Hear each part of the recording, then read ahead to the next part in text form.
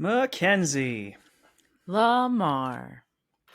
It's American Psycho Day, an interesting one here in Satires September. One that I am really excited to discuss. But one thing I noticed while rewatching this is the soundtrack in this is bonkers. Far and away the most expensive part of the budget for this film. That's a fact. But it just got me thinking, like, all-time great soundtracks. I feel like this and The Wedding Singer are like quintessential. Every 80s song you could think of is on this soundtrack. So, favorite movie soundtrack of all time? Hit me. Oh, favorite movie soundtrack of all time. Shit. Well, as you know, these kinds of choices are hard for me. Yes. So I You for said the you had benefit one of from your gut, though. Like, where did your right, gut for the go? benefit of everyone, I will not analyze this further. I will just go with the first thing that popped into my head, which was A Knight's Tale. Oh, that's a good one. Yeah, and that's unique. That one gets a Yeah. lot of credit. That and Marie Antoinette, too, did the whole modern music over sort of long time ago. Well, and seems. it's a lot of like just one of my favorite genres in general is classic rock. So it's a lot of like classic rock, which I love to begin with. So yeah, it's like a good vibe. I'm sure there are more. Another one that comes to mind, of course, but I've talked about this before, is Almost Famous. I don't know that and similar vibes once again. So like those are things that come to mind to me. One of the best scores I can think of though is The Theory of Everything. I mean, there are so many, but I remember. Sorry. Okay, well, y'all, we have to stop recording now. Yeah. Lemar has homework. No, I'm just kidding. It's really good though. It's really good though. I just remember that's one of those movies that I remember walking out of and being like, wow, the music was so good. You know, so I don't know, probably very hard to pick, but like my gut for soundtrack was just Knight's Tale popped in my head. What about you? It's a solid choice. A movie that we did as well. Yeah. It was a fun one. If y'all don't remember, one that we covered. It was a very good episode. Another one that we covered that I think just the 90s kid in me is Can't Hardly Wait. I just think front to back. That is a fun one. What this is to the 80s, I feel like Can't Hardly Wait is to the mid to late 90s. It's basically every one-hit wonder or just chart topper from that era in a 90-minute film. Oh, yeah, I agree. I think that's a good one. Okay. Yeah. Now I'm going to try not to be distracted the next 90 minutes thinking about my favorite Well, I mean, soundtrack. the backup cold open was just, do you like Huey Lewis and the News? But I thought this would produce a little more intriguing conversation, so I'm glad we went this route. Yes. Done. Yeah.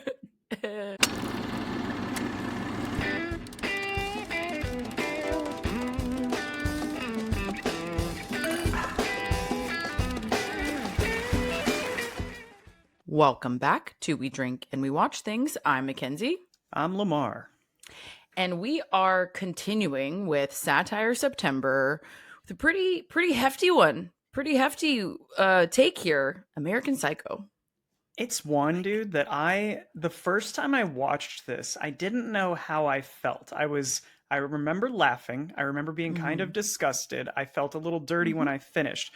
But with subsequent rewatches, it becomes clearer, I think, that it is a dark comedy, and as fucked up as some of the content is, I don't feel as bad about laughing throughout it. It's actually weirdly a more enjoyable experience now, and especially with the view on satire, which I know you're going to explain now. I think that progression of emotions though is very valid. Like I think that's a typical watching experience of this movie. So totally fair. But yes, for those of you who either haven't joined us yet or want a quick reminder of what a satire is, I want to give you basically one of my favorite definitions of it. I think it's the most thorough. So satire is a genre of the visual, literary, and performing arts, usually in the form of fiction, not as often nonfiction, where vices, follies, abuses, shortcomings are held up to ridicule specifically with the intent of kind of exposing or shaming those flaws, whether it's of individuals, corporations, society, so on and so forth, usually with the intention to improve those things. And it's usually meant to be funny, usually meant to be humorous, but it's often a constructive social criticism. That's the tool, really. This one's a little late on trying to fix the 80s. They were about 10 years too late, but I'm sure there's other topics we'll get into that this is being satirical about. This is being satirical. This is a whole thing to get into, but this is being satirical about a lot of things. I haven't rewatched this in a while, so I was kind of like, whoa, like for a split second, what are we satirizing exactly? Right. Mm-hmm. Like, I think that's a good question coming out of this one. But anyway, we'll do some basics, obviously, and then we'll get into some details. But first off, what are we drinking? So, as you guys know, for Satire September, we are rolling out mocktails, as always, still created by @craftworld. If you want to follow him on Instagram, no vowels in the name, but all the other letters are there. So, we're doing mocktails for our non-alcohol drinking friends and listeners. This is the third one that he's made for us, and it is 2 ounces of cranberry, 2 ounces of pomegranate juice, half an ounce of grenadine, half an ounce of lemon. Shake and strain that. We did it in coupes, but Skylar said maybe a martini glass would look a bit better. He sent a picture, and it actually does look better. I wish I'd put it in a martini glass. Yeah, but it does. What's cool that I like about this being a mocktail is he does have you do a salted rim. I guess his theory was blood is salty. There's a lot of blood in this film, but this is going down like a cocktail. This is a very good placebo if you're looking for something to drink that doesn't have booze in it. All right. Cheers. Yeah, I haven't tried it cheers. yet, so I'm ready to be pleasantly surprised. And I probably should have said we are calling this hip to be square for obvious reasons. Mm-hmm. It is really good. It is good. It is really good, and it does like taste very cocktaily. And I will also say his other inspiration for the rim was there's a lot of blow in this movie, so Tons of cocaine. It might be a Coke rim. Who knows? But you know, it's sweet. It comes through sweet. All right, homies. Let's do some basics and get into the fun.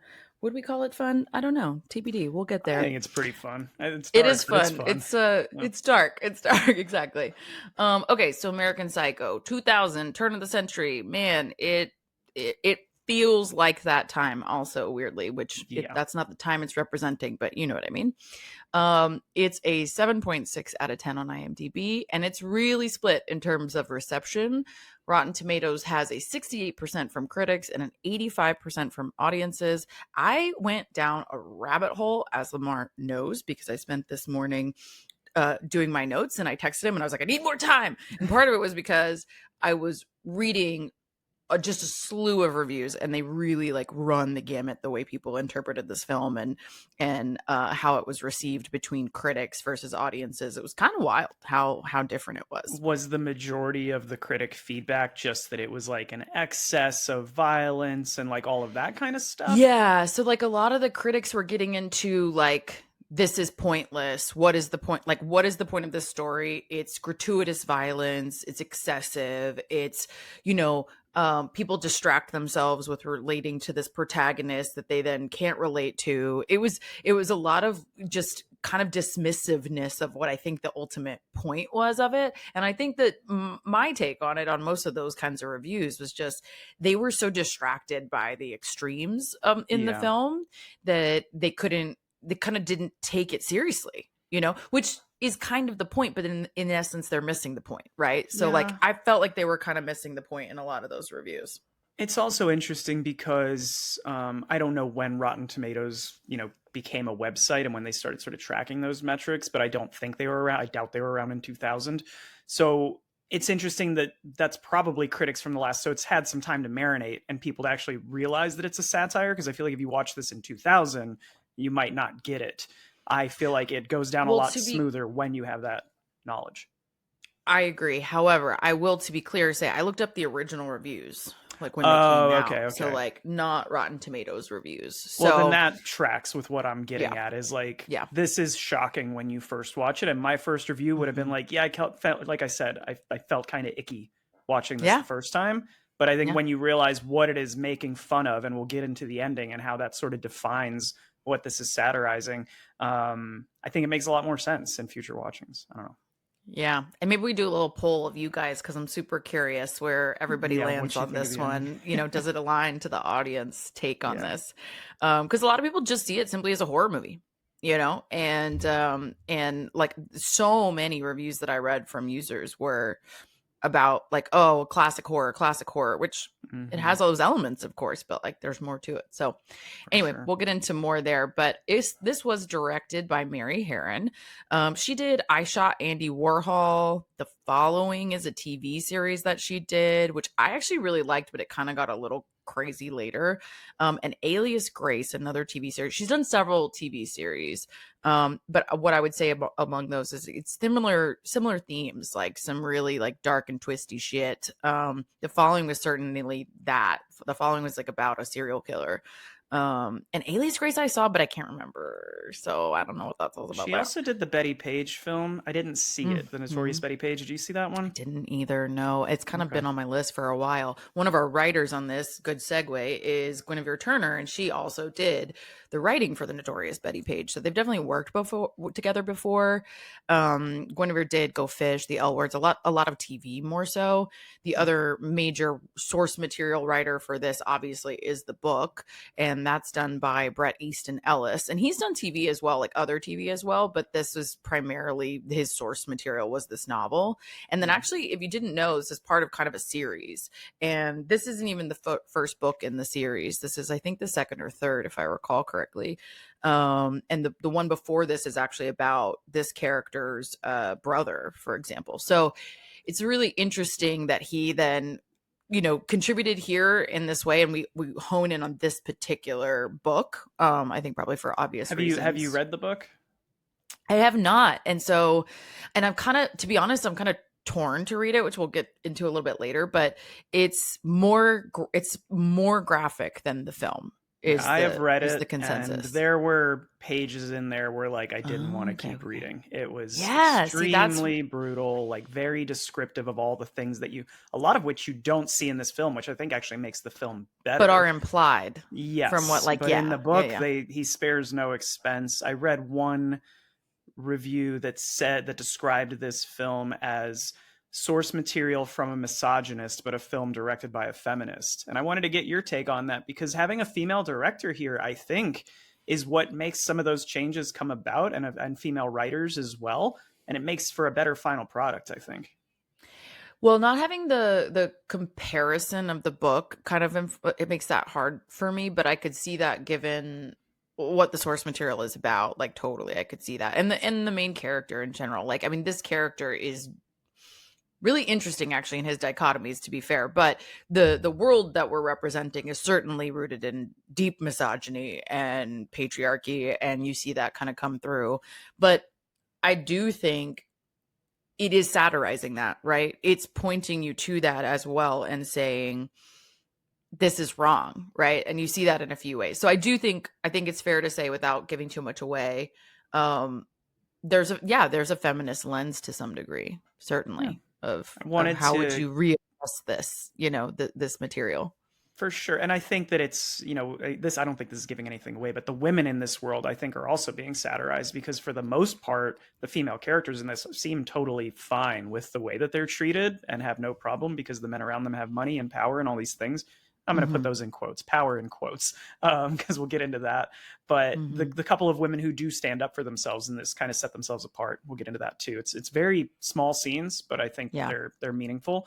I wanted to clarify two things really quick. Guinevere also makes an appearance in the film. She plays Elizabeth, who is his like college friend, or they met at a concert or something like that. Something like that. And then, as far as it being a series, I've read Rules of Attraction, which also got made into a movie with James Van Der Beek and Shannon Sossaman and Ian Somerhalder from Vampire Diaries.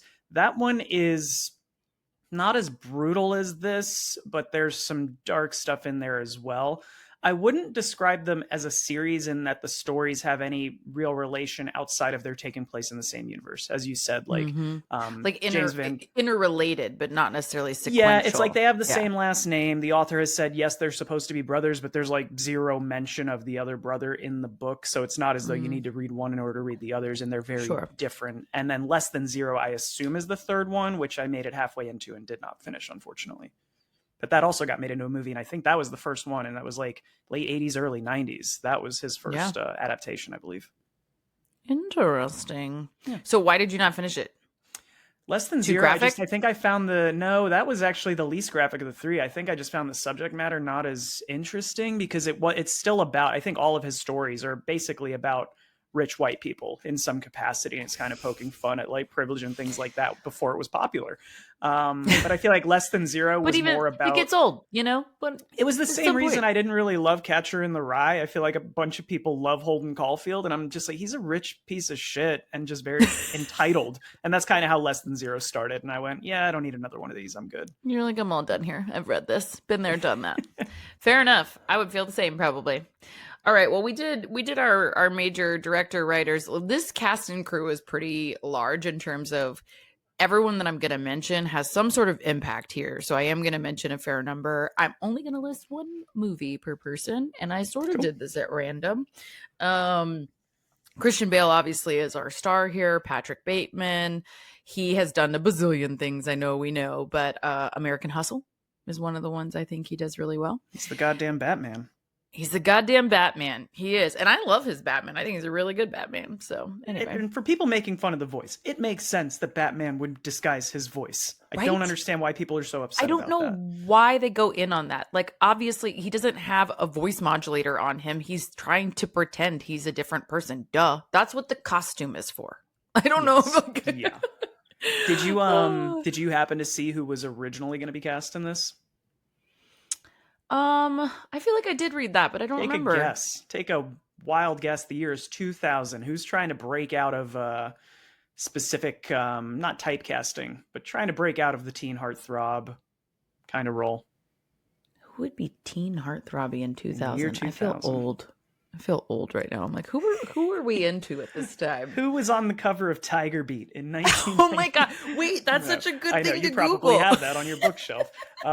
It was DiCaprio. So Leo DiCaprio was originally slated to play this part. Okay, we think he would have been able to lean in this way? No. I think he's an incredible actor, but I even think at that time, I don't think he could have committed to this. No, I think it would have probably been career suicide for him. I feel like this would have undone a lot. He ended up getting there anyway through a bunch of like Scorsese films and whatnot, but I think he had to ease into it. This would have been such a hard left for him, and I don't think he can play the emotionless stoic. I think the closest he came to that was recently in Killers of the Flower Moon, where he's kind of like hulky, but he's also just very cold and calculating.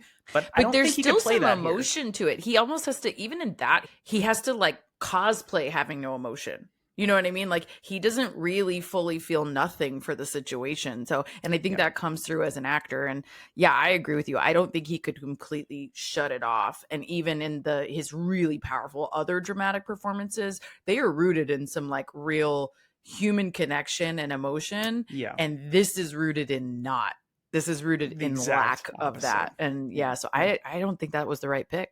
So I'm glad they made the change. For us, lucky for us, he was asking $21 million, which would have like doubled the budget for this, literally. So he was let go, and they brought Bale in. And I know you're going to go through the rest of the cast really quick. The only thing I want to say before you start listing them out, the cast in this is insane for where they are in their careers. Like, this is 5 years before Batman for Christian Bale, and he had acted before this. But you have like all these people that are just, you see them everywhere now. They're not like, I wouldn't call them all A-list celebs, but they are working actors now, and this was kind of a breakthrough role for a lot of them. They're working actors, or they're like really deep in the industry, you know, like they're really involved in the industry in some way or another, and consistent, I would say, as well. So I rearranged the cast and crew because it's really funny how they're listed like on IMDb, on Wikipedia, and all the things. I rearranged it in the order that the movie credits rolled. So just, you know, let's do it. William Dafoe is Donald Kimball. Florida Project. It's the one I picked for him. I can't remember if we've mentioned that one. I love that movie. It's so good. Check it out. Jared Leto in his very 2000s era. He plays Paul Allen, and one of his breakout roles also, like this is certainly one he does well in, but I think his breakout role was Dallas Buyers Club. Which came a little later. This one is 6 months after Fight Club, where again he had a small memorable role. He does that here too, but Dallas Buyers Club was his breakout for sure. Yeah, he was really switching gears there, you know. So Josh Lucas is also in this, who I know we've talked about very recently. He plays Craig McDermott, and we talked about him in Ford versus Ferrari.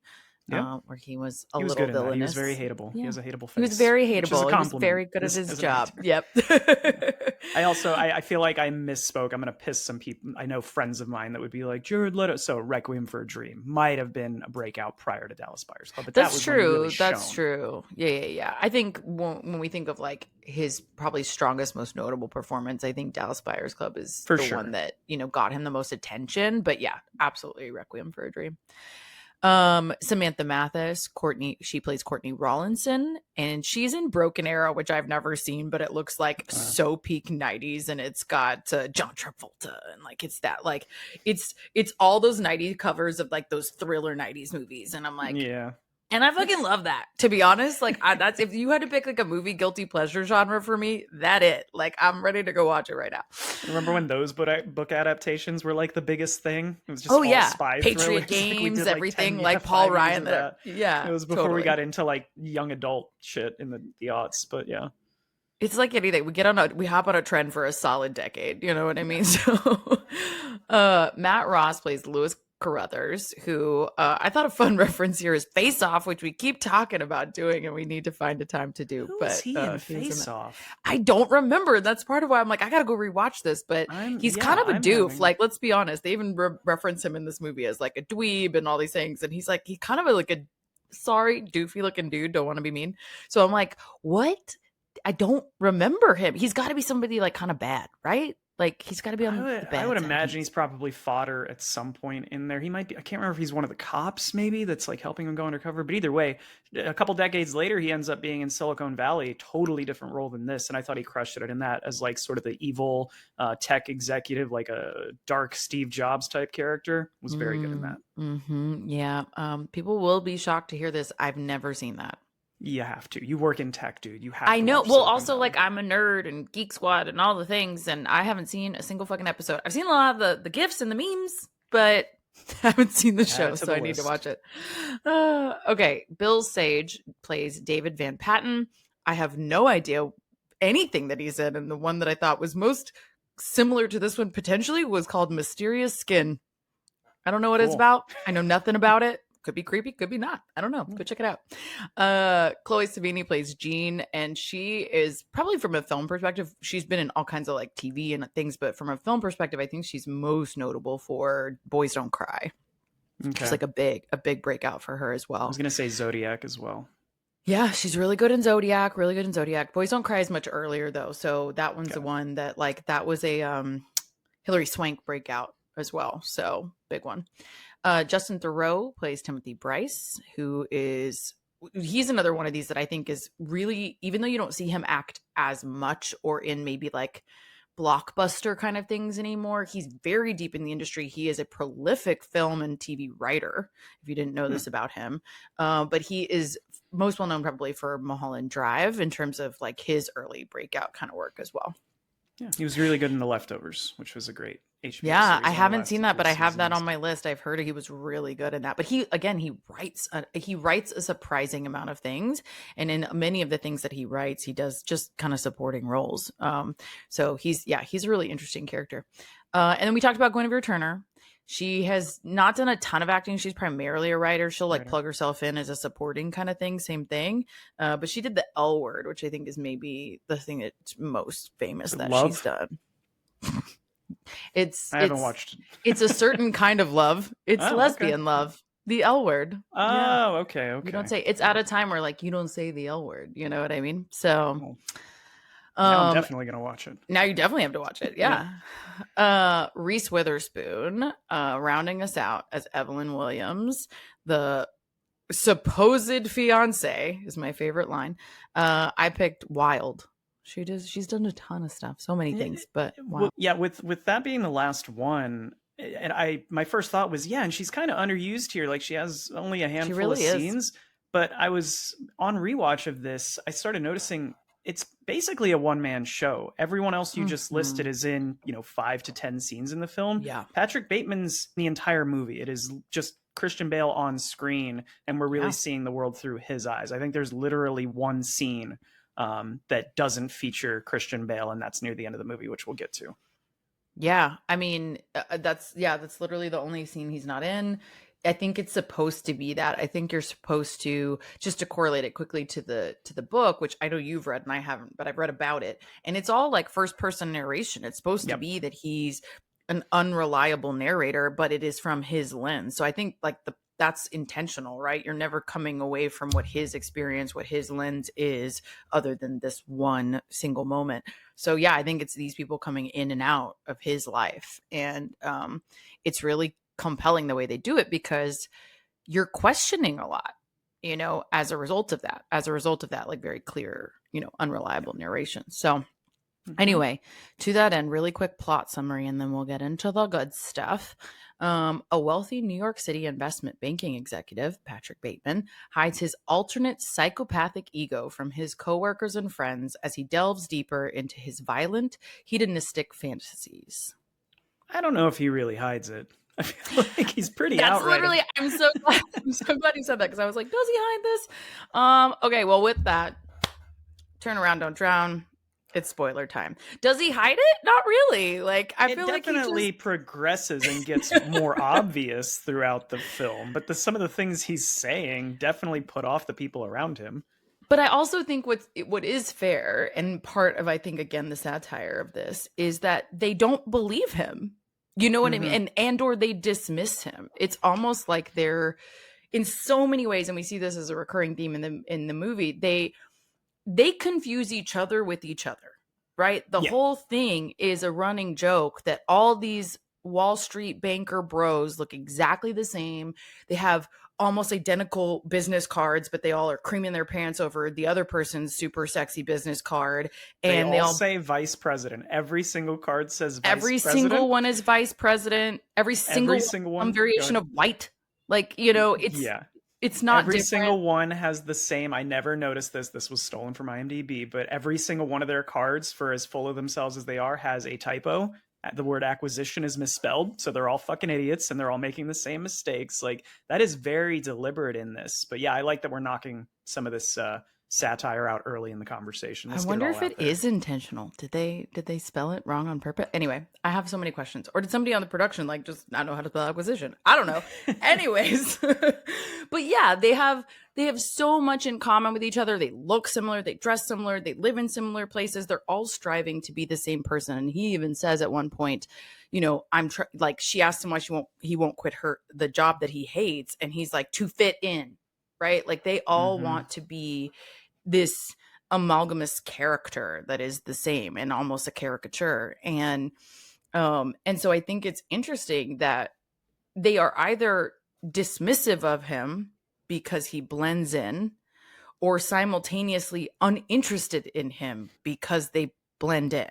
And so he is saying crazy things. He's doing crazy things. In some cases, it's more subtle than others, but it's certainly something of note. And I think it's also partially indicative of how narcissistic and self-absorbed they all are. They're not registering this person having a fucking breakdown in front of them for easily the latter half of the movie, at least. Yeah, and that is they don't even what react. I think, outside of just, I think the 80s, regardless of the joke I made earlier, the 80s setting of this, I think, is very intentional. But I think even if you didn't have that, I don't think this is actually satirizing the 80s. I think it's satirizing self-obsession and just the way that these guys approach life, to all the points you just made, of they are so self-obsessed that they're not taking note of any of this shit that's happening around them. And like, by the end, we don't even know if anyone gives a shit. Well, we don't know whether he's done any of this or not, or to what extent he actually did these actions. But at the end, it seems like it just gets glossed over. No one gives a shit because everyone's just worried about their own lives and how rich, powerful, famous, whatever they might be. And it's interesting because I think one of the core issues here is that they are so self-absorbed. They all want these same goals, like you're saying. But ultimately, he kind of wants one. He's already acknowledged that he hates it in this, indirectly in this conversation, but he's also clearly like trying to break out of it to some degree, and one of the critic notes that I read was like, the observer notes that while some countries deem it so potentially disturbing that it can only be sold shrink wrapped, critics rave about it and academics revel in its transgressive and postmodern qualities. And I think that like the transgressive and postmodern of it all is trying to break out of societal norms, trying to distance yourself and disassociate from societal norms, usually in an extreme way, in a form of almost commentary, right? And it's interesting that we're looking at a satire while we're saying that, right? Of like in a purposeful commentary, like a methodology that is meant to be a commentary on those societal norms in and of themselves. And also having this unreliable narration, which is very indicative of postmodern work, right? So like we're supposed to see that he wants out and that this is potentially a methodology for him to break out, to be caught, to be held accountable, maybe. But he's also this unreliable narrator, and some of these things aren't actually happening. And so it's really interesting to me to see that throughout the whole film, you know, in his decision making. I know this term gets thrown around a lot these days in regards to any crimes committed almost all the time, but like going the sociopath route is a very interesting way of removing yourself from society. But early on in this film, we get such a quick introduction to Patrick in that opening monologue, of him talking about his routine, of how he stays fit and how he stays good looking. He takes that mask off. I think that's a very telling, initial scene, a very intentional. And I believe, not to say that this film isn't awesome, but I believe almost everything in this is like word for word from the book, aside from the stuff that they omitted. So very intentional there with that opening scene. Props to him for being able to do 1,000 crunches. I think I could do like 30. So yeah. Supposedly he did this routine like during production. Really? Christian Bale did like the washing routine, the scrubs, the film, the crunches. Like he did this routine as a part of his character. He also only spoke in an American accent, which if you didn't know, Christian Bale is Welsh, and he only spoke in an American accent throughout the film. So it's interesting. Like he was really deeply getting into character, and we know about him that he's a method actor. But yeah, This he's is very like, committed to this. I mean, I'm trying to remember what he had done. I wonder what kind of method acting he did for Newsies in before this, but like, he was he like, was I'm on gonna the go street deliver corners papers. selling papers, obviously. But yeah, we know that the crazy lengths that he would go to after this with like gaining weight, losing weight, like really getting into character. This was the first one that he did that. I did read about that specifically. This is the first one that he kind of went to the extreme in terms of like really molding his body for the role. Got it. He crushes it. Apparently the women on set all had a blast with him around. I mean, so, like, he is an objectively gorgeous man, like in general, but he is like, they are trying to make him like an Adonis in this, but at the same time, what I love about it is they're making him blend with a bunch of others too. I mean, the only one who's kind of dweeby looking is, like we said, Matt Ross's Lewis's character, and that's very intentional, right? That's exaggerated on purpose, which I think says a lot about like what his access must be like, right? And because the rest of them look the same, so he's certainly objectified in this movie. You see a lot of his skin. He's like shirtless or naked. I think it was something crazy, like 60% of the film or something. So I'd buy that. Yeah. they're doing that on purpose, right? Yeah. They're trying to make you objectify him a bit as well. I do enjoy, he's got a little bit of something going on upstairs though, not the stuff we just talked about, but in the opening, I think it's one of the first conversations we hear, but when he says, cool it with the anti-Semitism. I mean, a little hypocritical, Patrick. Cool that you're with the like, anti-Semitic remarks, but he goes off on a whole fucking spiel. I'm so glad you brought that up because he's with these fucking bros who are having this very broy conversation. And one of the many complaints about any number of marginalized groups is that people of privilege are responsible in those rooms for raising their hand and saying, hey, we don't talk like that, or that's not right, or stop, or what have you. And they're having this very like sexist, racist, anti-Semitic conversation. And he like just cuts in with his progressive values and his... Is that what it is, do you think? Or I always read that scene as also kind of making fun of, I feel like this is for those of us who are in tech, or like marketing, this is the earliest form of quote unquote brand awareness. He is saying the most generic shit of like, world hunger needs to be stopped, and we have to stop racism Yeah. and apartheid, and we have to do all these things. I'm just like, this is such generic bullet talking points that make him Yeah. sound smart, but he has no game plan or any real opinion on it, I don't think. I don't know if it's brand awareness. I see what you're saying, and I can totally see that perspective. And maybe that's exactly what it is, but I don't see that that's the table at which to do it, if that's what you're trying to do, right? Like, Yeah. they don't give a shit. Like, they are not going to change. They're not, even though he said that, they're not going to change their behavior when he's not in the room. Fuck, they might not change their behavior when he is in the room. They are, again, so self-absorbed and so in their own world that I think this is maybe more for us than it is for them. You're supposed to see something human in him at this point in the story. I think you're supposed to see something human in him, something likable in him, and that devolves certainly, but I think it gives you something that breaks down rather than you starting from this guy's a piece of shit, right? You certainly think he's very selfish. You certainly think he's like not a great dude, but he gives you these little nuggets of, is he like, does he have a redeeming quality at all? I personally don't take it that way. I take it as him trying to appear intelligent and empathetic when we know that inside he doesn't feel any of these things. I think what's happening is I need to remove my experience from reading the book. When you're literally in his head and hearing all of his thoughts, I think I'm confusing the two characters. I guess if you watch it just based on the movie, I could see interpreting it how you're doing it now. Yeah. That's fascinating.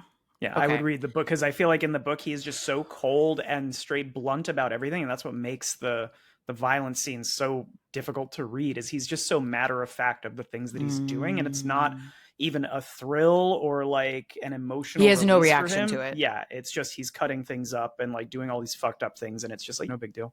No. Wow. Yeah. Okay. Yeah. Anyway, I think that's a sorry. fascinating and different experience, and that's interesting because I even have in my notes about like, it's this juxtaposition of seemingly like progressive values, or at least some tendrils of humanity, against these other very evil personas. What are presented to us as clearly very evil personas, both his serial killer and also his narcissistic Wall Street bro, you know, like those are seen as parts of him at this point a little bit. So it's interesting that, he doesn't have any that checks out though, actually, that he's completely numb. Yeah. And that these things are an effort to feel a thing at some point. Like is he trying to shock himself into feeling something? Is it purely a detachment from humanity that this has no consequence? Like that's a very fascinating road to go down in like a terrible way, obviously. Yeah. I think a good, I agree with that. I think a good segue here from that opening scene is I just love the use of food, restaurants, reservations in this. That running gag of they're always going to restaurants. They're always talking about these very pretentious food orders and the things on the menu, and he's ordering for the women at the table and things like that. I love the line. I love when he goes out with Paul and Paul's like, we're in this restaurant that's completely empty. And it's like, that's a bad reason to eat at a restaurant because it's not crowded or happening. And then later nobody will see you there. It wasn't hard to get in. All the things. Yeah. And I love the line late in the movie where one of the bros says, do we have a reservation somewhere? I'm not even hungry, but I'd like to have a reservation somewhere. It's all about just this image of being prestigious in some way to them. Yeah. I got a res at this place, and you couldn't, or if you ever tried, right? Or like, because they even mention a bunch of, you know, like Le Cirque is obviously a very famous New York restaurant, is one of the other ones they mentioned. They mentioned Dorsia, so on and so forth, and like, and it's implied that these are so hard to get into, and that these guys are all struggling themselves to get into them. But once they do, they like brag about it for weeks, right? You know, or. And it's not about, like, I think to your point, it's interesting that they're not like, oh, I had dinner at Dorsia with so-and-so. It was such a great meal or such an incredible experience, or I had this great meeting, or I had an incredible date, or like there's no human connection that came out of that experience. It is, I did it. I checked the box. It's for the gram. It's for the gram. It's for the gram. It's for the gram. It's for the status. It's for the clout, you know? And for them, reservations are clout. And it's kind of a crazy way to measure yourself against each other. But what else do they have to measure, to be honest? Right? Like, I think that's the other question mark here of they're trying to outdo each other in business cards and reservations and arm candy and whatever nonsense, but it all looks the same, it all feels the same, it comes from the same printer, it comes from the same tailor, their incomes are relatively similar, they have high-end apartments, just different styles. Like, there's no way for any of them to pull in front of each other because there's no actual personality here. There's no actual standout behavior here. They're actually all being basically the fucking same. Yes, they're robotic in that way and just Yeah. way too similar. I also love how much of this takes place in the workplace and around work, but no work ever actually gets fucking done. They talk about Yeah. once or twice they talk about, oh, I can't believe he got this account. But you never find out like what they say mergers and acquisitions, but like whenever he's in the office, he's just got his legs kicked up or he's doodling in his sketchbook or listening to music and no work gets done. No work gets done. I love that they're complaining about accounts, who got what account, but nobody is actually doing anything with the accounts. You never see an actual business meeting on the books. You just see, I'm going to have lunches. I need reservations. I need dinners. I need drinks. I need whatever. It's never like there's never work being done. And I think that's satirical in and of itself of like any kind of sales or finance type of gig that's like that, of like, they're not all to that extreme, of course, but there's so much, quote, relationship building. And I think it's ironic that these are people that are not building a single fucking relationship, but that's the only part of their job that we even hear about. That's the only work a part of their job that we even hear about at all. And it kind of gets them, obviously, a measure of success, even though you never see anything happening at all. Yeah, it is this. I really enjoy this film. I have to say that I'm gonna rate it. Spoiler, I'm gonna rate it highly. It's just funny to laugh at the mockery that this is making of these types of people. Because I mean, this was from 2000, based in the 80s. It's 25 years later at this point, and these types of people obviously still exist. And it's all about status. You nailed it with that word. But can we pivot pretty hard here? Because I feel like we need to talk about it. But like the violence in this, whether it's shown or Yeah. just hinted at, what is your reaction when you're watching some of the scenes in this, or what was the hardest to watch, or what did you actually think was done? I hate to use the word tastefully, but like what landed, I guess, or what was most impactful?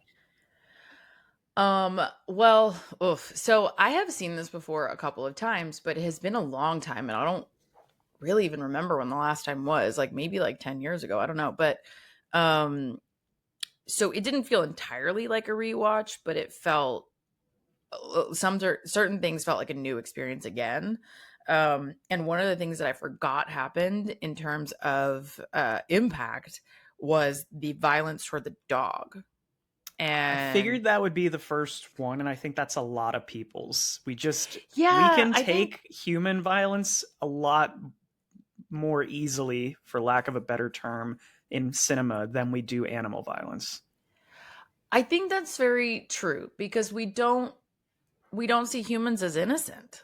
That's the thing. Like, True. we view humans as complicit in everything, right? In their own lives, their own choices, whatever. He's angry at the homeless guy for being homeless, for experiencing homelessness, right? Like, he is telling him, I lost my job. Like, I am out here. I did work. I tried, I lost my job. And we're all, and I've said this before on the pod, we're all a lot closer to that than we think. And so the judgment of that is very frustrating for me to watch.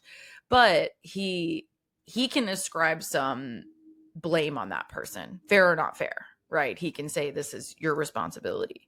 That dog is responsible for nothing, right? And it's true, I think, of every dog. They're innocent and they're beholden to human whims and they're weaker and they're all the things. And so you think that this dog might escape this because he's not directing his anger at the dog, he's directing his anger at the guy. And if you're truly angry at this guy for having himself in this situation and this animal in this situation, you would maybe hurt the guy or take the dog from the man and go take it to a shelter or God knows what, right? He kills the dog. And I think it's indicative of that sociopathy and that complete lack of connection to any human emotion. And like, I think that is a turning point for people because there is this like bubbling violence under the surface. You get that he's on edge all the time, even subtle things and the way he looks at people and the way he's just so intense and like virulent and all those things that you see kind of emanating from him. that's the turning point, I think. That's where you see what he actually wants to do. And the fact that it immediately rips the Band-Aid off to an innocent creature, you're like, oh, there's no holes barred here. Like, Yeah, I think you hit the nail it on the can be head. anything. The 30-minute, I think it happens about half an hour into the movie. And that's why I think I also lean on that earlier conversation of I don't know that we're supposed to have to really believe that there is anything to like in this character. And if they did want us to feel that way, they immediately They do lose it a here. hard 180 there. And the rest of Yep. the movie, for as ridiculous as some of Patrick's actions get and how it is kind of a dark comedy as it goes on, that one is the one that's like hardest to stomach for me. And you made a good point about, you know, we see animals as innocent, but humans, we can see some sort of sin or reason. I think that comes into play with like the prostitutes, who prostitution's a job. I get it. Sex industry, good for you. Sex But workers, yes, they're working. the when the one comes back a second time, that's when you're that's the horror movie logic of like, oh, don't get in that car. Like, we're watching it and we know she's making a mistake going back with him the second time. But And she knows it too, by the way. But she's desperate. Something bad's gonna it's she's money. Desperate. So yeah. The scene that I hinted at earlier that I think might be, I mean, I think visually that scene with the homeless man and the dog is the roughest, but I think the second most troubling scene is when the two sex workers are leaving the first time, when they've had the threesome, which is honestly pretty hilarious, and he's flexing in the mirror and that part is himself. Like the comedy horror part of it all, where you're like, this is absurd and hilarious, and apparently then it's not. Christian Bale and the director, in order to block that scene, watched porn together. And they were like, okay, which positions are going to look best or funniest on camera? And Christian Bale was drawing stick figures of like, I think we should do this one, which that's such a dude thing to do. I think I'm going to do, if I ever have a threesome, I'm going to do the same thing. Guys, I think we should try this. Plan it out in stick figures. I want to do this one, and then we'll transition to this. But we get that silliness. And also, one other thing I wanted to touch on in that scene is we get that bluntness, and sometimes that's very unsettling in this. It's played for comedic effect, but it ties into what I was saying about the book of when she's in the tub and he says something about, that's a really fine Chardonnay. Why don't you wash your vagina? Like, it's just, he's so blunt with no transition, doesn't sugarcoat anything. The whole, I think this line is funny, but it is kind of fucked up. But when he's like, don't just stare at it, eat it. Again, very blunt and like kind of horrifying when you know what kind of person this is, but it's just a guy with money that's exploiting women, right? 100%. But I think it's, I keep saying this term and I'm probably overusing it, but it's just what keeps popping in my head is like, this is him cosplaying a character, right? Like, I think I hearken it back to the earlier scene of him having porn in the background and he's on the phone. He's trying to get the reservation. He's trying to get what's her face to go out with him for dinner. And she doesn't want to, cause she's fucking high as fuck. Yeah. And he's looking at the videotape, the porn, which by the way, he says, I have to return some videotapes 1,200 times. Right. He's watching a lot can't of use porn. that out anymore. Right. Can't use that out can't anymore. Use that excuse anymore. But he's watching this and studying it. Like, if you look closely at that scene, much to your point about him feeling nothing about any of these other things, he also doesn't feel anything about that. He doesn't look at that and get turned on. He doesn't look at it and go like, this is a fantasy I want to emulate. He's just like, he's confused by it almost. The way he's looking at the cover and the way he's looking at the TV is like, he's confused by what they're feeling. This is like the biggest, most dramatic version of enjoying sex, right? And he can't look at it and connect to it. So I think this is him executing that as an experiment, right? Like, how do I choreograph this perfectly? And you have to give explicit direction to each of these points and to each of these people. And yes, it's very blunt, but I think he's choreographing. And when he doesn't get what he wants from it, when he doesn't like feel any connection to it, and he's not turning himself on in the mirror, not really, that's when it gets dark. That's when it gets violent. And I think he's frustrated with his own lack of feeling, lack of connection, like not getting anything from this that he wants. And now he's just violent. Now he's just raging. And I agree with you that scene is so impactful because you get that hanger and him saying, we're not done. And it implies plenty. Yeah. Implies plenty. but you just get a glimpse of them running out the door, and And that small is, wounds and yeah, crying and subtle things. And it's very the impactful. most telling point there, and I think probably the best part of this small performance that the one of the girls is in, or gives, is when he goes to hand her the money and she recoils. Yeah. That is so, she doesn't say anything, you could see Yeah. she's been crying, but just that physical reaction of please don't hurt me again is, Yeah. like I said, probably the most horrifying thing in the movie aside from the other deaths that we talked about earlier. But yeah, that was And the she most says roundabout way of getting later, there. yeah, but I mean, like, you're right. It's a really brutal one, because especially because it comes back later, you get it brought back to you later, and it's almost more violent, like, to me, than the truly violent scene that stems Yeah. from the second visit, right? Because, like, I think there's simmering violence in this entire movie, right? Like, Mhm. before anything happens that something is coming, and he is a violent person. It's like I said, it's just like emanating from him, which She is, says, yeah, again, you said it gets brought back up. She says I might have to get surgery, and just the well, yeah, way, she the says, I went places to your mind goes. emergency. I went to emergency after last time. I might have to get surgery after last time. Yeah. Like, And it's that's the stuff it incredibly doesn't violent. show you. You Yeah, don't see any of that, but just when somebody implied. says I might have to get surgery, my brain goes to a million really dark places. Yeah. And that's, I think, obviously the intent. Yeah. And I think you're supposed to feel that he radiates this violence. But what I think is interesting to consider too is that not only does she get in the car, but I think he is radiating this in other places, and kind of circling back to what we were saying earlier about all these people kind of dismissing his slow degradation into full-blown serial killer Hmm. madness. They are not avoiding him in a way that you would think, right? Like, you would think Evelyn would want to get away from him. You would think she would want to remove herself from this person, because even if he hasn't directed that violence at her, which is clear that he hasn't, or this wouldn't be happening Yeah. this way, but even if she can just feel, I guess, like I said, this energy from him, I think he gives off, he has a certain subtle violence to him and terror to him, and the way he speaks to people and the way he acts and the way he's dismissive of her, Yeah. like, the relationship with her doesn't fucking matter. And I think it's also, to your point earlier, a commentary on her as well, Yes. of her Yeah. relationship with him and what she wants and expects from him, and how disconnected they actually are from each other. So, like, in every interaction, is she even feeling any of that from him? Yes, I think that that is very telling of their relationship or lack of relationship throughout. And I think that's a great segue to Jean, who I think is kind of the opposite. I hinted at Mm-hmm. this earlier. I Mm-hmm. feel like she's one of the, I guess you could call her naive, because she does seem to kind of have this crush on Patrick, and is kind of, Yeah. again, like, not seeing everything. By the end, I think she understands that he is very Yeah. fucked up, and that there's these, but she seems to be the only one that notices by the end of the film.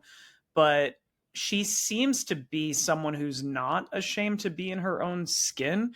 I think Yeah. when they go on their date and he offers her sorbet, I think he's kind of surprised that she eats dessert, because I feel like Yeah. most of the women in this movie would be like, no, I'm not going to eat something sweet before I go to dinner, like my Yeah. figure, blah, blah, blah. So I think Jean is unique in that regard, and I like that dynamic. Yeah, I think she's the only one not striving here, Yeah. right? They even allude to this. Like, she's in school. She's got other shit. She's got other priorities. It's a part-time job, like, this is not her goal. This is not the place she wants to be. And her interest in Patrick seems to be rooted in Patrick. And it's surprising to the audience, of course, but it seems genuine at the very least. Yeah. And she doesn't seem to want to have a relationship with him because of his wealth. Because why would he stand out versus anybody else there, right? Like, Right. so it's interesting that she's actually attracted to him, it seems like, the person. And he seems to have reservations about killing her for Pun that reason. intended. Reservations. Yeah, I that did not. that pause there, super powerful scene. Yeah. I like the double meaning of when he's saying, "I'm afraid if you stay, something bad will happen. I'm afraid I'll hurt you," and she's obviously You'll taking get it a very hurt. different Yeah. way. I can't Right. control myself. That's a very good scene too. Well, and I think it's like, I wouldn't go so far as to giving him credit for any kind of humanity, but I think what he is seeing in her is the opposite of him, Hmm. and the opposite of everyone around him. He has found reasons for everyone else to be killed as well. and she has done nothing offensive truly to him, and she has been more authentically herself, and she hasn't uh violated herself in any kind of way, right? Like he can't find a reason to hurt her yet. And I think Yeah. if he gives it long enough, I think that's kind of a little bit what he might be saying here, right? If you stay, I'll find a reason to hurt you. And right Yeah. now I can sit in this, like, you like me and you're sweet and you're innocent and you're all these things. Go now. Yeah, before that happens. I was looking for a place to work this in, and this feels like the appropriate moment. But he gives the speech later on where he says, I have human characteristics, but like deep down I have nothing. I have no semblance of human emotion Mm-hmm. except for greed and disgust, which I think hints Mm. at what you're talking about of he can't find a reason to hate her or to kill her. But with just greed and disgust, I would be very interested to see the Patrick Bateman version of Inside Out. So if they're going to make a third Inside Out movie, just greed and like 6 greeds and discuss in Patrick Bateman's head, I think that's worth Ooh, exploring. Just that saying. gets real dark real quick, real quick. Ooh. Yeah, no, I think that's such an interesting call out, because you're totally right. Like, he can't identify one of those things at her or in her. Like, Mm-hmm. what can he just doesn't recognize it, perhaps. And he Yeah. can recognize that in just about everyone else that he's encountered. And I think he chooses his victims intentionally for that reason, right? He can find flaws in those people. He can find a reason to attack them, hurt them, kill them, torture them, because there's something wrong with them, and he can find that in them. And or jealousy as well. Like, his own jealousy is a big motivator here, as we see. And it's interesting because that's, like, to your point, he doesn't identify that emotion, but he absolutely lives it. You see him have it repeatedly. I think one of the all-time gifts from this is Christian Bale's performance in the business card scene when he is just sweating and like so floored by these different Yeah. business cards and And, like, whose are better. very And subtly shaking. yeah, And yeah, it's a very subtle but powerful performance. It's like it's a masterclass of nonverbal physical reaction. absolutely. The last one that I wanted to chat through was Lewis, because I think he adds a little wrinkle into when you mentioned sort of the victims in this or potential victims. And I love how doofy he stands out from the rest of them, and he seems to be His hair doesn't very. help him at all. I'm going to be It's so interesting honest. because you've called out multiple times today of like these are all the same person. Lewis is the He's only one who feels not. like he's really trying to get into the boys club and like fit in with them, but obviously there's something a little off about him, and he's trying, he touches Patrick early on, and Patrick like get recoils basically at his touch without figuring out what he's going to figure out later. I also love how when we talk about the obliviousness of people to him when he's putting the body bag in the trunk, I and know. Lewis is just like, where did you get that overnight bag? Just the I know. obliviousness in this. It is there is willful obliviousness. Like, Yes. they don't Yeah. want to see what is in front of them. And I think partially that's, like, I don't know. It's almost like a Monet, right? Remember in Clueless when she says the Monet comment of, like, Yeah. from far away it's beautiful, but up Yeah. close it's just a big old mess. I so relate that to these kinds of dynamics of, like, I don't want to look too closely at this because then I will see the mess. Right? Right. On a first pass, everything's beautiful and lovely, and we're all in uptown Manhattan, and I have a gorgeous apartment, and I'm walking my girlfriend, and like whatever. And that's a leather, lovely, like, that's a designer bag. I can't remember the designer because one designer said no and they had to change bags. But anyway, like, that's a designer luggage bag that he has a body in. And all they're seeing is the aesthetic and the designer Right. and the Monet of it all. They don't want to look close and see the mess. And I think that's how he gets away with all of this. And Lewis is interesting because he does stand out, to your point. I mean, obviously he has some kind of access, right? Like, he has familial wealth, he has the education, he has something that has gotten him here to begin with. But he stands out as different, and I think again that's partially his homosexuality. But I also wonder if that's him holding on to that a little bit, right? Like, his look is a little bit different. He's Mm-hmm. he's trying to get in the club, but he's trying to get into it in his own way, I feel like, a little bit. And that may be the thing that stops Patrick, right? Of, like, is this is this your authentic self? Like, I didn't know that this was you. I don't know. I don't know. He is That's an different than everyone interesting else. thought. I don't know that I feel like Lewis just surprises Patrick in that moment, and he doesn't know how to react. I think it ties into that sort of disgust, but it's also just confusion that he gives there. But I mean, wouldn't the reaction be to go through with killing him, especially somebody like Patrick, who is like supposed to be homophobic, radically homophobic in this community? Wouldn't somebody hitting on you and like physically kissing you? We have seen this before. This is a source of violence against gay gay men primarily, but gay people in general, is that if they make a move on you and it threatens your heteronormative lifestyle, you have a violent reaction to it. hmm. So like I think that's the only thing for me, is that I would expect him to go through with it once he realizes who Lewis is.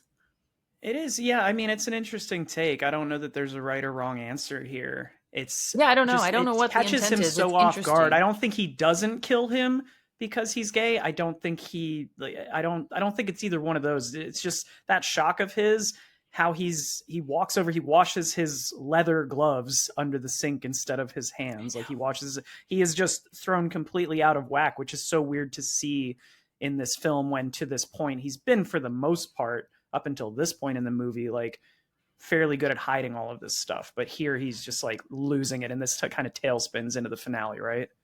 I think that's a good call out, because like I don't think I can explain it away. It is confusing why he doesn't at this point, because he is in this descent into madness, and you see it continue and go further and further. But what's interesting, and I think the last thing I wanted to talk about here was like, again, it comes back to the unreliable narrator, and also the way in which, one, people are confused about who is who, but two, even when he deep dives and commits to this his lawyer in theory and says, no, I did kill Paul Allen, like I know I did it, and then he tells him like, no, I just had dinner with him a couple days ago.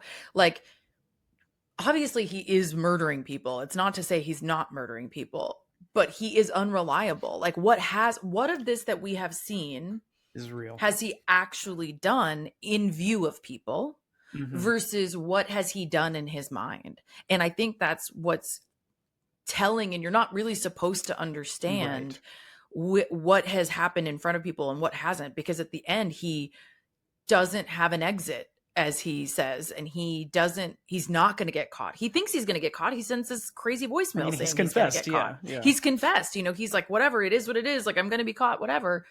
But he doesn't, and I think it's because how much of that wasn't actually seen. How much of it did only we see, right? Yeah, you can read it in so many different ways. The Paul Allen thing of saying, oh, I ran into him in London.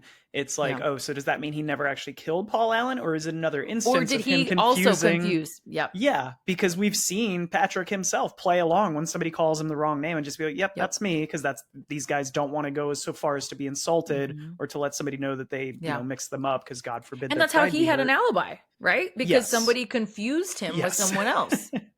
So yeah, but the ridiculousness of that final like 10 minutes or so when he's running, it gets real. They really go hard on sort of the zaniness, for lack of a better term. But when he walks into the wrong building, the guy says, Mr. Smith, again, confusing him with somebody else, burning the midnight oil, shoots that guard, the revolving door bit where he shoots somebody and runs back shoots and then the cop car.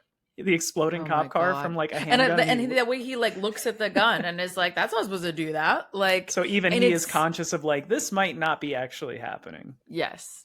And I also think it's satirizing like these kinds of movies too, right? Where like there's a shootout and a bomb, and all of a sudden this car with just gasoline explodes, right? So like it's a commentary on all of those things and all those scenes, and we get the pill shot multiple times throughout the movie, and like some points it's subtle and at some points it's intense, and at the phone booth it's intense. He's like shooting the pills and throwing the bottle, and like he's definitely breaking down, and he's trying in theory to stop it. And so I think you're supposed to, at the end of it, to assume that he was just having a dissociative episode. But what did happen in that? What are your thoughts there? Like, do you lean one way or another, or you're just going with, it's meant to be ambiguous, I'm not going to take a side? I do think it's meant to be ambiguous, and I think you can defend it either way. I think my gut check is that, I mean, and this is getting like too in the weeds and too realistic, but like there are cameras. There are like in these buildings, even in the 80s, there's security cameras at these big, beautiful, fancy office buildings, right? He can't have walked into two different office buildings and killed a guard and killed a janitor and killed another guard or whatever and done all this. And nobody saw who it was. I mean, to your point, you could argue, yes, like he looks similar to all these other men who work in this building. So, like, who knows if they could figure it out? But, like, the sequence of all the different things he did in theory right in a row, it seems like at least one of them would give him away if they were true, right? If they had actually happened, even if parts of them happened and not others, you would think something gave him away if that was a truly accurate representation of that sequence. Yeah, this is a fun one to think about. It reminds me of the ending of The Thing, how there's no definitive. It's just how you choose to interpret. It's meant to be ambiguous. Do you think it's real? I think I prefer to believe that some of it was real, like that he did kill a person or two. Happened, I guess. The last sequence, I think, is all in his head because he's losing it. But I choose to believe that the point of the movie is, yes, he's doing really fucked up shit and no one's noticing or gives a shit, because then when he goes to the apartment at the end and it's cleared out and he's like, he's trying to basically say there were bodies here and all this other stuff. And the lady's just like, please just go. So I'm choosing to believe that it's just a product of the times and the type of people in this story that choose not to. I want to slow down there on the apartment. I want to slow down there on that. So do you think then that somebody came into the apartment, like Paul Allen's presumed dead, but also, by the way, the lawyer thinks he's not dead, so why would he be gone? Anyway, all the things. But if he is gone and he's presumed dead and the lawyer just mixed him up with somebody else, do you think that they came in, removed the bodies, whitewashed the unit, and started to sell it? Yes. And that really happened, that the murder and all the bodies were there? At least some of them. That's how I'm choosing to believe it, because I think if we go the route of it was all in his head, everything, it becomes much less interesting of a story. Or a satire. I mean, I don't think it's all supposed to be in his head. I agree. Right. I agree. I think it's just which parts are real, and I think that does make it interesting, because there's just no way to know for sure which parts are real, because he's unreliable as a narrator, and I think that's part of the point. And we do get, again, this is the Patrick Bateman show throughout. The only scene that we get without him in it that kind of confirms he's at least a little bit nutty is Jean looking at the journal and seeing all these fucked up drawings that he's been doing. And she's the one who actually sort of uncovers at least a part of what might be going on here. But that's literally the only scene in the film that we aren't seeing things through Patrick's view. But I think a fun take, like a fun and not fun take on that could be he's just an artist. Well, no, an artist, yes. Draw me like one of your French girls. Right, draw me like one of your French girls. Oh my God, it's so dark. I wonder, like, again, and I haven't read the novel, so maybe it's very clear in the novel. I'm not sure, but the only things I read about the novel, of course, was that he is an unreliable narrator and it's in first person. So I just wonder if that's the one moment without him. Is that the one moment of truth? Right? Like, I think that's a little bit of what the movie is trying to imply, at least, that this part is for sure true, right? She does find this journal. She does see these drawings. It does disrupt her image of who this person is. Fact. But is that his outlet? Is all this other stuff a result of these drawings, these fantasies, this maybe truly like a mental breakdown and a true, obviously, mental illness? But did any of it physically actually manifest? Right. Yeah, that's the question. I think that's for the viewer to decide. I think you're right on track. I don't think the book gives any more clarification. It's pretty much the same ending. So it's just him left with his thoughts of like, how much of this did I actually do, basically. Interesting. Now I kind of want to read the book, but I will say one last nugget that I didn't have anywhere to share here. This, speaking of the book, is they did feel like this book to movie transition was really well done. Like, they were very kind of in alignment here of like, it's very accurate. Sounds like you have attested, like the lines are almost exactly the same. But the only thing that Brett didn't like there were two things that he didn't like, which was the narration. He thought it was too overt, like too on the nose, but I feel like you kind of needed that, to be honest. Yeah. And you read the book, so you tell me, like, do you think that that's fair? I think you kind of I In the don't think watch, it's I a feel like fair you need it. critique. Yeah. I don't. It would be a very boring movie if you were. I saw a clip. This is so divergent from what we're talking about. But I saw a clip like 2 weeks ago of the TV show Dexter, where they had Mm. removed his inner monologues. So it's just a bunch of scenes And of it like him doesn't like make sense. staring and like it's silence. I don't think this would be as interesting if you didn't get Patrick's own view on what's happening very I clearly. think you'd be confused. I feel like you'd Yeah, actually yeah. fundamentally be confused. So yeah, I think you need it. But also, he didn't like the moonwalk dance in the Paul Allen murder scene. I'm so glad we got to the Paul Allen murder scene because that was like my last note was we have to Yeah. talk about that iconic Huey Lewis and the But I think raincoat that like and it's kind of newspapers. crazy that he doesn't like the moonwalk. Like I think it gives some, I don't know, it gives some, to use an earlier word you used, like some zaniness to this character of like almost like he's finally letting loose, right? He's like Yeah. getting to be the like real zany dude that he is, and he's talking about this thing that he loves that like people kind of don't know about him, right? The way he loves music so much, and he's like leaning into it, moonwalking into it, and It I don't is. know, I think I it's kind mean, of fitting. if I were the author of this character and I had originated it, I could understand not wanting there Not to liking be a that. scene where he is almost giddy over this murder because he is meant to be sort of like withdrawn and he's just doing this because he So he's not feels supposed to enjoy it either, you're saying. right. Okay. He's feeling more just he's doing it because he's like impulsively like motivated to do so. Got So it. I could understand that, but I do objectively I just think it makes the scene so much more It fun. And it's makes like it he's so getting to kill this entertaining. guy who he's wanted to kill for the last 30 minutes of the film. Again, and if we think about satire in terms of like needing to be humorous to make a point too, like there's not a ton of opportunities for humor here. I do think they find them, and this is one of them. Like I think you Yeah. kind of need this lighter moment, a Yeah. little bit. Even the chainsaw scene, the fact that he is totally nude and like I think he's wearing shoes though, isn't he? He's He might wearing be wearing tennis shoes. shoes, yeah. He's wearing Yeah, sneakers like or whatever. that it's a horrifying scene and like the things that are Yeah. happening are terrible, but that adds a bit of levity to it of you're not supposed to take this film 100% seriously. And the way he like is, to your point, giddy is a good word. He's giddy over like how he gets her, and he's giddy over how he kills Paul Allen too. Like, Yeah. it sounds like, yeah, that's maybe not totally true to the character, but it does give these scenes character a little bit. Yeah. Try getting a reservation at Dorsia now, you fucking bastard. It's a good line. After you kill somebody, that is a great final line. It's a good last one to get out there.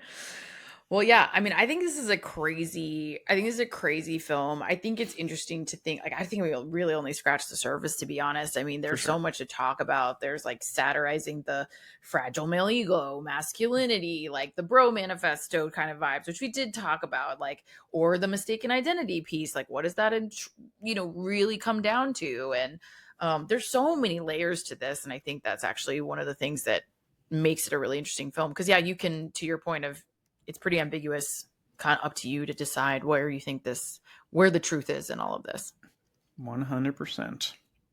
Okay, well, thanks for riding that crazy ride with us. And crazy is it weird real. to say that was a fun one? It was a fun discussion. I don't know. It's a fun discussion. It's a fun film. I will say, like, the things that I didn't remember that sort of triggered me, just to give it a fair shake a little bit, is I did really enjoy it. I did enjoy the watch. I struggled with the cannibalism. I was talking about this last night of like, I've watched Hannibal Lecter. I've watched documentaries about where like true cannibalism has occurred, both for survival and both for not. Like, just not like I seek this shit out. It's just like, it's in documentaries. It's a relatively common topic. And it's one of those things that's just very disconcerting to me. Like, I can watch it, I can get through it. I'm not going to be ill, but it's fundamentally the thing that's like very over the line for me. And I heard that part is much more grotesque in the book. Like, he gets very, very. I mean, Mackenzie, they can't all be Hannibal Lecter. Cannibalism can't always be sexy. So. That's for sure. Yeah, that was the part that and the animal, and like he mentions another dog too, right? Like those kinds of things were excessively violent to me, but I'm glad they didn't make it totally true to the book.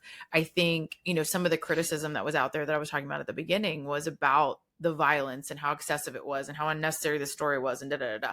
I think if they had added anything else, it would have been completely dismissed for that reason. Like, I think people just would have not, both audiences as well. Like, I think you would have hit a line where audiences are like, this is over Too the line. much. This is too much. The stuff that is not shown in this, I think, is scarier than the stuff that is shown. I feel like I said that before. It was, I know, originally was rated NC-17, and they had to cut down a few scenes to get it to an R rating. So that was shot.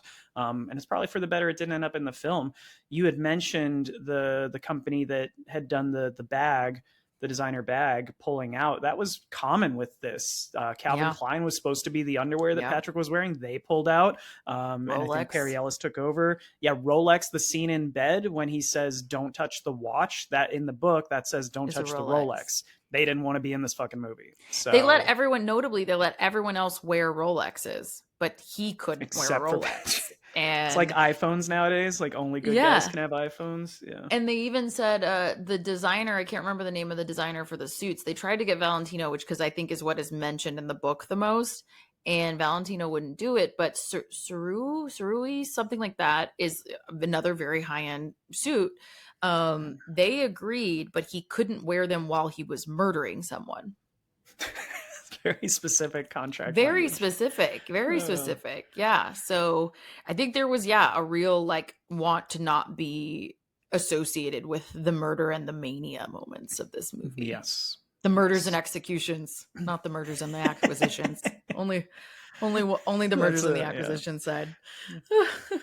All right. Well, with that all in mind, what would you say your rating is? You had a fun time. I had a fun time, dude. And I do think if you're comfortable rewatching this, I do think you appreciate it more when you understand that it is meant to be silly for as dark as the subject matter is. And I'm not saying it makes the rough stuff enjoyable in this, because I still cringe hard at least 2 or 3 scenes of just like, ugh, like shudder.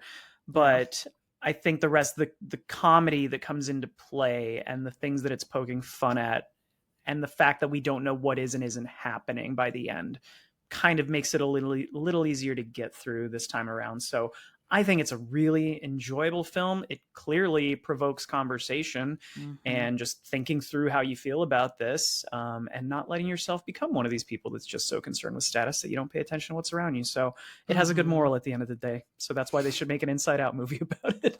But I'm going to go as high as 8.5. I really enjoy this film. Yeah. You do. Yeah. Okay. I agree with everything you said. I think the thing that's most compelling to me about it is that ambiguity of, it's part of what I loved about English Lit. It's part of why I ended up in that major, of like the different interpretations of the same piece of art. And this one really opens the door for that. There is obviously some like rooted factual basis of mania here, but what he actually does is can be really unclear, I think. And so, I think it's an interesting watch. There are some hard parts. Some of the abuse and stuff like hit a little different for me on this watch. So I think I would go a 7. I would go a 7. It was still a good time. It was still an enjoyable watch. I would watch it again. I just, I noticed those things more, I think. If there was no animal or implied animal cruelty in this, would your rating go up to a 7.5? Yes. I know like, okay. Absolutely. Yeah, totally. You can't be violent to dogs with, like, for me, like, you just, and animals. I mean, like, you just can't. Okay, so AI is getting there. We know AI is not perfect, but I think there's going to come a day in the next 2 years where we can take every film that's streaming, and anytime there's animal violence, just replace it with like a giant birthday cake or something. So the homeless guy has a birthday cake sitting next to him, and after he kills the homeless guy, he just stomps on a birthday cake. I feel like AI is going to get there, and then we can get these ratings up. And then I can watch it again, and I'll be happier. One last nugget I wanted to share that I forgot to show is that I was like, what do I have that's American Psycho-y? As you guys know, I try to wear something wear a MAGA hat? theme where I can't. Oh my God. Don't even go there. No, but I couldn't, like, I was like, I could wear something red, I could wear something, but I was trying to something like kind of mindfucky. So I don't know. You got to tell me if I get this in frame, Lemar, because unfortunately it's on the back. But I brought this. It's like a skull, like with spirals. Yeah, you can see it. It's kind of like a maniac. Well, we can't hear you because you're not talking into the mic, but Yeah, it's kind of like a mania vibe was the look I was Yeah, going for. yeah. Of like, I I felt dig like it. this is him like kind of losing his mind. I wore a little bit of Anyway. red today, unintentional. You did. but I was yes, gonna say you do have the like blood red happening. So we tried. We made an effort. I think we did our did good. best. All right. Well, thanks for joining, fam. This was a fun one. It's wild, and we're gonna wrap up Satires September next week with Network 1976. If you're Which I looking to watched for the watch it first before we do it. time. Well, I couldn't remember if I had seen it, and there were parts of it that felt familiar, but all in all, I think it was like felt like a first watch for me too. So Yeah. I feel like it's a lot of gonna be folks interesting. our age might not have seen Network because it's from 76 unless they're Yeah, kind of cinema buffs. I'd highly recommend it. I think you'd be surprised how relevant it still is. so So, relevant. and Yeah, if you also, want to I think watch it, I would watch it for it sure. also heavily inspires films. If you liked Nightcrawler with Jake Gyllenhaal, or if you liked Don't Look Up, Mhm. I think it is definitely satirizing the same stuff about media and the way that we take in media. So, highly recommend if you've never seen it to watch it before next week and then listen to the app. I love it. Yeah, 10 out of 10. Recommend you watch it. Really good. In the meantime, however. In the meantime, follow us on our socials. We drink and we watch things, Instagram, TikTok, all that good stuff. You can also email us, we drink and we watch things pod@gmail.com. We've got our 2-year anniversary coming up next month. If you want to send any questions, I don't know if we'll do a bonus ep or maybe we'll just work them into the cold opens, but any fun little cold open questions or just questions in general you have for us, send them over. You can get the video of this podcast on YouTube. If you're doing video, please, subscribe to us there, give us some comments. We love interaction. You can also get it on Spotify video. But yeah, we'll see you next week. Yeah, you can. Unfortunately, you can see our ugly mugs lots of I places. think this is a pretty good looking podcast. I'm not gonna self-deprecate here at all. I think we're pretty attractive. He's like, actually, I'm looking fabulous today. Especially when he switches to glasses, you guys. Coming soon. Next episode, All right. tune in for Network. Tune in for Network in the glasses, which is really kind of appropriate. Anyways, Yeah. I digress. All right. For now, kids, go have a drink and watch a thing. Cheers. Cheers.